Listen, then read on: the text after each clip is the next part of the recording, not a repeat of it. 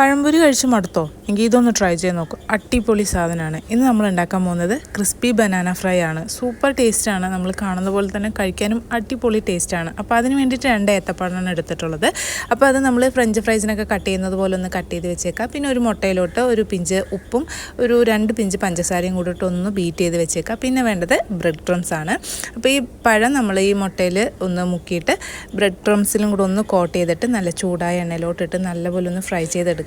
അപ്പോൾ ബ്രെഡാണ് പെട്ടെന്ന് തന്നെ കരിഞ്ഞു പോകാനുള്ള ചാൻസ് ഉണ്ട്. അപ്പോൾ ഒരു മീഡിയം ഫ്ലെയിമിലിട്ട് ഒന്ന് തിരിച്ചു മറിച്ചിട്ട് നല്ലപോലെ ഒന്ന് കുക്ക് ചെയ്തെടുത്ത് കഴിഞ്ഞാൽ നമ്മുടെ ക്രിസ്പി ബനാന ഫ്രൈ റെഡി ആയിട്ട് കിട്ടും. സൂപ്പർ ടേസ്റ്റാണ്. നമ്മൾ ഉറപ്പായിട്ടും ട്രൈ ചെയ്ത് നോക്കേണ്ട ഒരു ഐറ്റമാണ് കേട്ടോ. കുട്ടികൾക്കൊക്കെ ഒത്തിരി ഇഷ്ടപ്പെടുന്നൊരു ബനാന ഫ്രൈ ആണ്. മസ്റ്റായിട്ടും ട്രൈ ചെയ്ത് നോക്കുക.